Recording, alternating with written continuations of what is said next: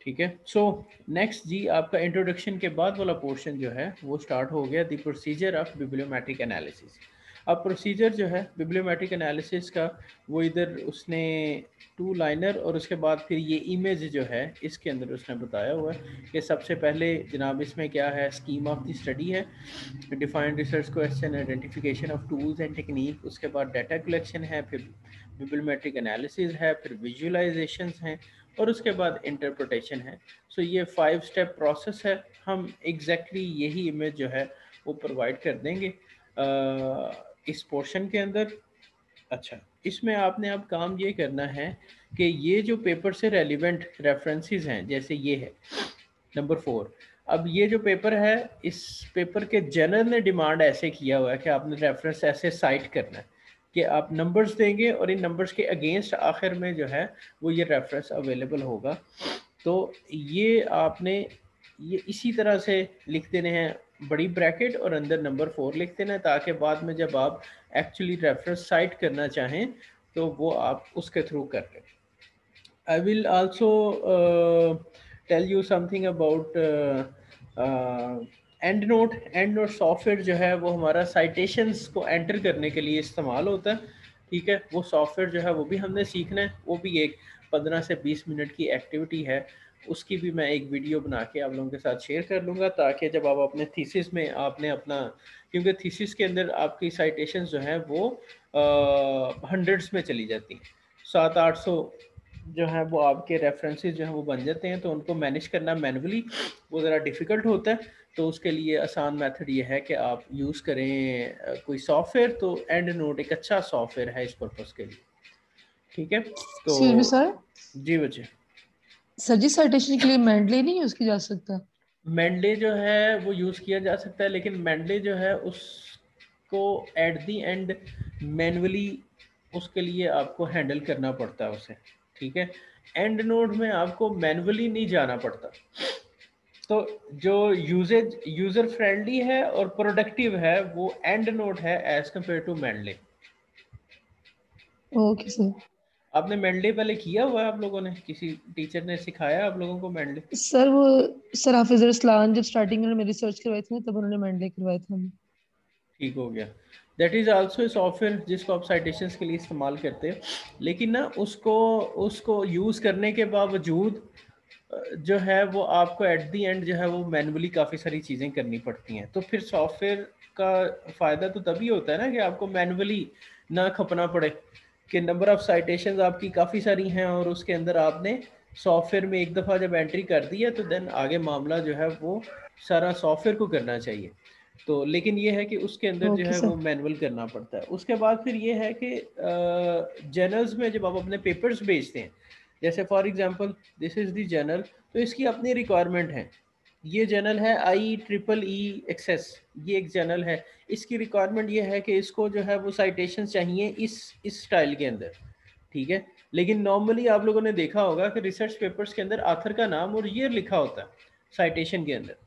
ठीक है, yes sir. तो वो स्टाइल जो है वो कुछ और स्टाइल है, ये स्टाइल कुछ और स्टाइल है। अब अगर मेंडले से आपने ये एंटर किए हों, साइटेशंस एंटर की हों, तो आप एक स्टाइल से दूसरे स्टाइल में स्विच नहीं कर सकते। ठीक है, आपको सारा काम जो है वो दोबारा से करना पड़ता है। लेकिन एंड नोट की ब्यूटी ये है कि एंड नोट जो है वो आपको स्विच करवा देता है जस्ट एक क्लिक के ऊपर। आपका स्टाइल जो है वो सारा कन्वर्ट कर देता है जर्नल की जिस तरह से रिक्वायरमेंट हो उसके अकॉर्डिंग। ठीक है, तो वो फिर जो है ना ओके वो सर। टाइम सेव कर देता है आपका काफ़ी सारा, कि लेट से अगर आपने एक जर्नल को जो है वो अपनी साइटेशन सीधी करके और पूरा डॉक्यूमेंट भेजा है, मैंने स्क्रिप्ट अपना भेजा है, उसने रिजेक्ट कर दिया, तो no you have to go to some other journal. तो उस अदर जर्नल की हो सकता है साइटेशन की रिक्वायरमेंट कुछ और तरह से हो। तो अगर आपको वो दोबारा से सारा मैनुअल करना पड़े तो आपका एक दिन पूरा लग जाता है उस सारी कन्वर्जन के ऊपर। लेकिन सॉफ्टवेयर जो है वो आपको 5 मिनट के अंदर वो सारा कुछ कन्वर्ट कर देता है। सो इस वजह से हम फिर साइटेशंस के लिए सॉफ्टवेयर जो है वो यूज़ करते हैं, और जर्नल जो है वो साइटेशंस को काफ़ी सीरियस लेते हैं। इस वजह से हमें सॉफ्टवेयर यूज़ करना जो है वो टाइम सेविंग रह जाता है। Okay sir. अच्छा जी, सो हम किधर से, ये हमारी फर्स्ट हेडिंग जो है वो कंप्लीट होगी। उसके बाद scheme of the study. Scheme of the study के अंदर हम सिंपली ये बताते हैं कि जनाब आप कैसे कैसे चीज़ों को लेके चलेंगे, और स्कीम ऑफ द स्टडी के अंदर सबसे इम्पॉर्टेंट चीज़ जो है, अच्छा अब देखें आपने जो अपना पेपर लिखना है वो एग्जैक्टली हेडिंग बाई हेडिंग हमने इस पेपर को फॉलो करना है। ठीक है, इंट्रोडक्शन हो गया, इंट्रोडक्शन के बाद आपकी पहली हेडिंग जो है वो आ गई द प्रोसीजर ऑफ बिब्लियोमेट्रिक एनालिसिस, उसके बाद आगे हेडिंग आ गई स्कीम ऑफ द स्टडी, और स्कीम ऑफ द स्टडी जो है उसमें हमने इसको फॉलो करना है। अब देखें प्लेजरिज्म आपके डॉक्यूमेंट के अंदर नहीं आनी चाहिए, आपने इसको फॉलो इस तरह से करना है कि इसको रीड किया, उसने कुछ कहानी बताई हुई है कि हम ऐसे ऐसे करेंगे, ठीक है, उस कहानी को आपने अपने अल्फाज में लिखना है। ये नहीं कि आप उसको देख के तो टाइप करना शुरू कर दें और जो है वो आप बेसिकली उसको कॉपी कर रहे होते हैं जब आप उसको पढ़ पढ़ के टाइप कर रहे होते हैं। तो अपनी वर्डिंग के अंदर जो है वो आपने उसे लिखना है। अब इसमें इंपॉर्टेंट चीज़ इस हेडिंग के अंदर ये 3 रिसर्च क्वेश्चंस है। यार क्वेश्चन पूछ लिया करो, रेज योर अपने हैंड रेज ना करो, क्वेश्चन डायरेक्टली जो है वो पूछ लिया करो। सर ये जो आप आर्टिकल के ये जो हेडिंग्स बता रहे हैं, ये अप्लाई हमने आपने उन आर्टिकल्स में करना है जो हमने डाउनलोड किए हैं स्कूपर से, कि इसी को फॉलो करना है? देखो ये सैंपल पेपर है, बेस यस पेपर है, सर। ठीक हो गया। Yes sir. आप जो लिख रहे हो वो अपना पेपर लिख रहे हो, उसका यस टॉपिक सर। जो है वो आपका अपना टॉपिक है, ठीक हो गया। हमने इस पेपर से देखना है कि इसने पेपर कैसे लिखा है, कौन कौन सी हेडिंग्स यूज की हैं। ऑब्वियसली हेडिंग आपकी और इस पेपर की सेम होगी, लेकिन अंदर डाटा जो है वो आपके टेबल्स का होगा, आपकी फिगर्स का होगा। इस पेपर से हमने ये सीखना है कि आपके पास अगर एक टेबल है या एक फिगर है तो वो टेबल और फिगर जो है वो कैसे इसने एक्सप्लेन की है। सर कई मोस्टली चीजें हैं जो जो अंदर से नहीं मिलती, आर्टिकल जो डाउनलोड किए हैं तो वो स्किप कर दें पे सर। यार जो आर्टिकल आपने डाउनलोड किए हैं ना उनका अब लेना देना नहीं है हमारे साथ अभी, ठीक है। अभी जो आगे आपने एक्टिविटी परफॉर्म करनी है ना उसका ताल्लुक एग्जैक्टली आपके टेबल्स और इमेजेस के साथ है, जो फोल्डर्स मैंने शेयर किए हैं हमजा और यूसरा के साथ। समझ आई बात की? ओके। Okay sir. ठीक है, अब हमने अपने रिसर्च पेपर जो डाउनलोड किए हैं उनको नहीं ओपन करना, हमने अपने टेबल जो हैं ये हेडिंग बाई हेडिंग मैं ये कह रहा हूँ कि हमने इस पेपर को फॉलो करना है, और इस पेपर को फॉलो करते हुए आपने अपनी जो इंफॉर्मेशन है वो पुट अप करनी है। वो कैसे करनी है अब ये देखें, ये इधर रिसर्च क्वेश्चन उसने दिए हुए हैं। What are the influential aspects of corona virus literature in the field of social sciences. अब इस जगह पे आप, इसका टॉपिक था corona virus literature in the field of social sciences, इस जगह पे आप अपना टॉपिक जो है वो रिप्लेस कर दो, financial reporting quality and CSR, ठीक हो गया।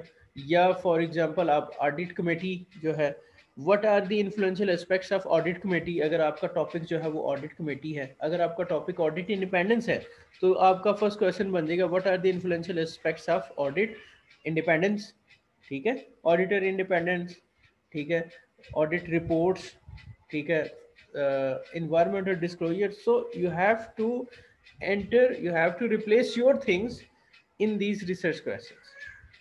पहला क्वेश्चन हो गया, उसके बाद दूसरा question exploring corona virus literature of social sciences, ठीक है। तो ये टॉपिक था उसका अपना, इस टॉपिक में रिप्लेस कर दोगे आप अपना टॉपिक के exploring CSR disclosures in China, ठीक है, what are the main trends and key themes.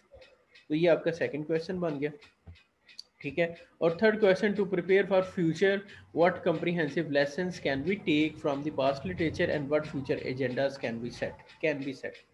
तो ये आपका तीसरा क्वेश्चन बन गया। सो इस तरह से आपके 3 क्वेश्चन जो हैं रिसर्च क्वेश्चन जो हैं वो बन जाएंगे, और आप उन रिसर्च क्वेश्चंस को बना के आगे मूव करोगे, ठीक है। अब आगे जो है वो उसने डिस्कस किया है कि आप पहला क्वेश्चन को कैसे आंसर करोगे। ये जेनेरिक चीज़ है, इसको आप रीड आउट करोगे और उसको आंसर करोगे। ये जिधर जिधर उसने ये रेफरेंस दिए हैं अपने पेपर के, आप वो रेफरेंसेस जो है उनको एंटर करोगे उस जगह के ऊपर। जब मैं आपको एंड नोट सिखा दूंगा तो आप बेसिकली एंड नोट के थ्रू उधर उधर उन रेफरेंसेस को साइट भी कर दो, ठीक हो गया। सो ये आपकी सेकंड हेडिंग जो है, वो आगे जो हेडिंग जो हमने शुरू की हुई थी स्कीम ऑफ द स्टडी वाली, ठीक है। तो इसको हमने फॉलो करना है, उसके अंदर रिसर्च क्वेश्चंस आपने डालने हैं, उसके बाद फिर अंदर जो है वो मज़ीद डाटा जो है उसे रीड आउट करके तो हमने उसको रीराइट करना है, और उसमें हमने कॉपी पेस्ट नहीं करना, ये चीज़ याद रखनी। उसके बाद नेक्स्ट हेडिंग आ गई ऑब्जेक्टिव्स, टूल्स एंड टेक्निक्स। अब ऑब्जेक्टिव्स, टूल्स एंड टेक्निक्स जो है उसके अंदर ये भी आपका और इसका कॉमन है, क्योंकि इसने भी वही सॉफ्टवेयर यूज़ किया है, हमने भी वही सॉफ्टवेयर यूज़ करके अपना एनालिसिस किया हुआ है, तो इसको भी हमने रीराइट करना है अपनी वर्डिंग के अंदर। ये सारा जो है ऑलमोस्ट यही काम जो है वो हमने किया हुआ है 100%, ठीक है। उसके बाद नेक्स्ट पोर्शन आ गया कंपोजिंग ऑफ बिब्लियोमेट्रिक डाटा। बिब्लियोमेट्रिक डाटा कैसे आपने जनरेट किया, उसमें इंपॉर्टेंट चीज़ ये आपकी जो है वो क्यूरी है, जो मैंने आपको सेंड की हुई है सब लोगों को, वो एक्सेल की फ़ाइल के अंदर। सो आपने ये सारी पीछे से रीराइट करके ये मामला सारा कि जनाब मैंने इधर इधर से जो है वो मामला करके, उसके बाद फिर आपने ये क्यूरी जो है वो अपनी इधर पंच एंटर कर देंगे जो आपकी एक्सेल की शीट में आपके पास अवेलेबल थी, ठीक हो गया। और उसके बाद फिर आपकी फाइनल सर्च क्यूरी में कितने डॉक्यूमेंट आए हैं, उनको शॉर्ट लिस्ट करके आपने कितने पेपर बकाया बचे, ये सारे अकॉर्डिंगली आपने अपनी डाटा जो है वो इधर पुटअप करते जाना, ठीक हो गया। देन उसके बाद नेक्स्ट हेडिंग आपकी आ जाती है बिब्लियोमेट्रिक एनालिसिस एंड विजुअलाइजेशंस। ये आपका अगला स्टेज जो है वो प्रोसेस शुरू हो गया। बिब्लियोमेट्रिक एनालिसिस क्या होता है, इसके मतलब उसने ये पहले पैराग्राफ के अंदर डिस्कस किया हुआ है। उसके बाद जनाब टेबल